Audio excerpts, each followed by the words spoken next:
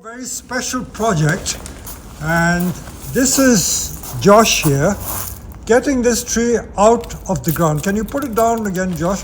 So you can see that this maple, which is about 8 foot tall, is a Deshojo, but the color is a bit dark, but it is a Deshojo, I can assure you, and it's growing in a basket and the roots have gone into the gravel. We grow a lot of our trees on gravel because the roots go into the gravel and it strengthens the tree. So we're trying to get it out of the gravel just to take it out and then put it on the workbench to work on. So let's look at the roots. Look at those beautiful roots. See, when you grow it like that, you see this what happens. The roots go into the ground and get sustenance and it makes the tree strong. So it's almost as good as growing in the open ground.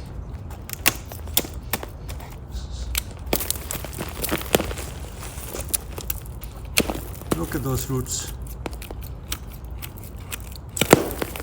Lovely fine roots. Some people grow things in baskets. My colleague Padma Priya was just saying to me the other day that there are people who grow in these baskets. Those baskets which are used for water plants are sometimes used like this. And some people plant the trees in the basket complete and don't bother to take out the tree from the basket, and of course the roots go through the basket and then get established in the ground. So I think we've taken most of the tree roots out. No, I think it's on that side as well, very thick. Now this particular tree has been air-laid about 3 or 4 times while it's been growing, and I can show you the other parts of the tree that we air-laid in just a moment. So one more root to take out and then we can take it out from the gravel and place it on the workbench to work on. So there you go. It's all fine roots. Okay, so we're ready now. And this tree is a full, I would say 6 to 8 feet tall. Look at that. Oops, sorry.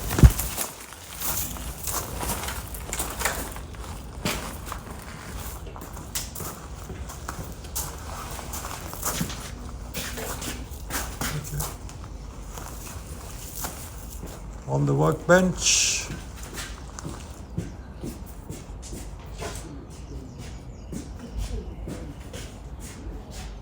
Push the wire off and can put on the turntable. There you are. That's the size of the tree. While Josh is putting it on the workbench, let me show you the air layering that we took off only a year ago, because that particular tree has been constantly air layered. And of course this one, because the leaves are already open, is a beautiful red color. So that is an air layering from that tree, and I'm doing another air layering. So from that particular tree I must have got about 3 or 4 thick air layerings, 2 to 3 inches thick. Now let's go and analyze the tree that is growing in the basket, and we will set about working on it. Idea of scale, I would say it's every bit 7 to 8 foot tall. And look at the base of the tree. It touches the top of the greenhouse. It's thick. Okay.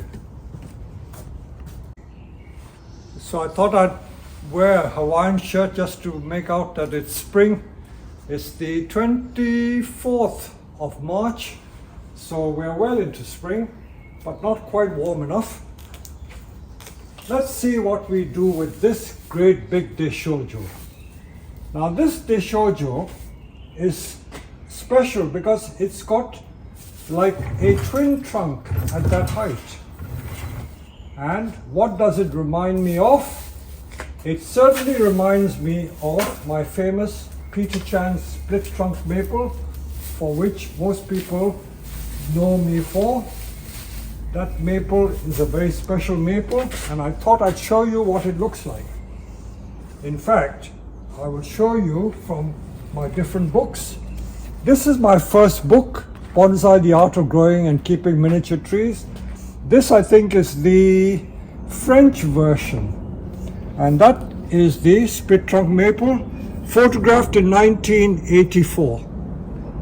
And then I've got another picture. This book is Bonsai Masterclass, the Dutch version. And this is the tree, the photograph taken in 1986, 2 years later. So in 2 years, I don't think it has changed much. It's just that the pot has changed. This was the original pot. This is a Gordon Duffet pot, the second picture.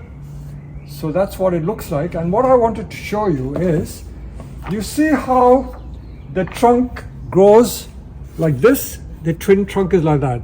We call it the split trunk maple because when this tree came from Japan, the original owner was so disgusted with it, he took an axe and hammered it down the middle and created the split trunk effect. So this is how the split trunk tree grew. And because it looks very similar to the split trunk maple, I'm going to try and recreate that split trunk maple from this tree, except that this will be a Deshojo.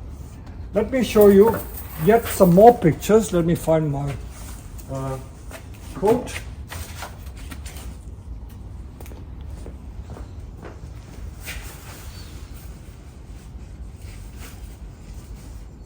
I'm so fond of this particular tree that I have made my business class with this one. So this is the split trunk maple. You can see the difference, how dense it is when it's in full leaf. And this is the same tree in its autumn color. So this is what my split trunk maple looks like. And the number of people who've copied this tree, I've had 1 or 2 people in America sell American bonsai seeds or maple seeds using pictures of my tree. Damn crooks. Anyway, so there it goes. We will try and recreate that image, and it is a perfect tree for that. So all this growth, as I say, I've been aerating this so many times. I must have got about 6 or 7 trees from this particular maple. So I can't wait forever. As I say, if I wait forever, I will never see the end of these trees. So I will proceed to cut it. So bite the bullet, as they say. Anything growing inwards, I don't want. What a shame. And I've got to decide which is going to be the front and which is going to be the back. The nebari looks nice either side. I think the other side is slightly better. This side. And this could be a new leader. So, in order to give me a better perspective, I don't want too many inward growing branches, although I can keep it for a while. Quick chop. No hanging about. We can try and make cuttings on it. Yeah. Oh! Who said bonsai isn't a quick process? In my hands it is.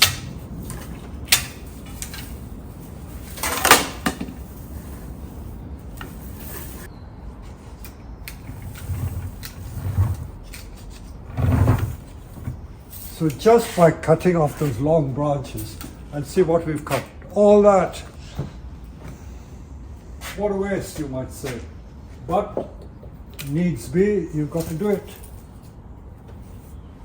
And because it's such a vigorous tree, I have no doubt it will be growing strong pretty soon.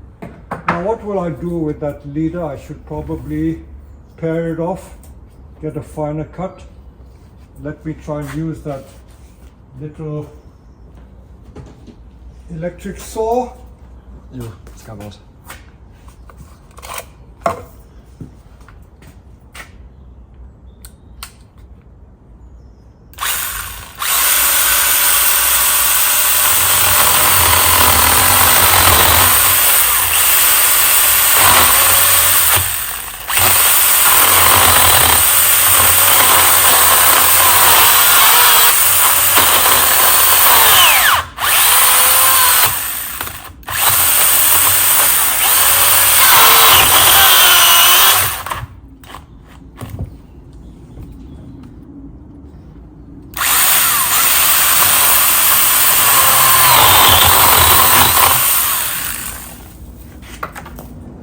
And this inward growing one, I don't think I need somehow.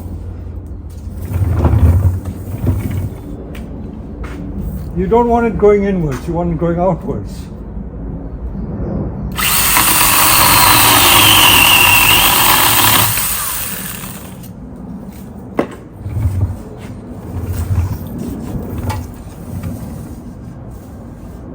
And then this one is really growing in the wrong direction, I'm not sure. No, I'll keep it for a while, I'll decide later on. And then we can pare this down.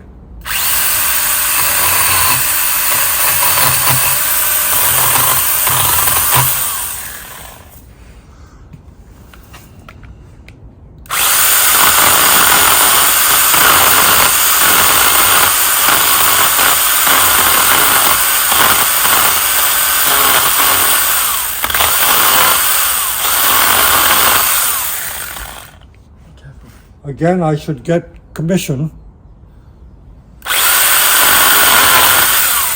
That's all I need to do. Cleaned it up. So, I couldn't decide whether to take this off and keep this as the leader, but since it's going outward, I might do something like that later on. But let's see what happens during the coming year. I will continue to keep it in this basket because clearly it's growing very strong in here. So I'm not worried about that, but I will seal the cuts. I will seal those cuts. I will make sure that there are not too many branches coming out from the same point.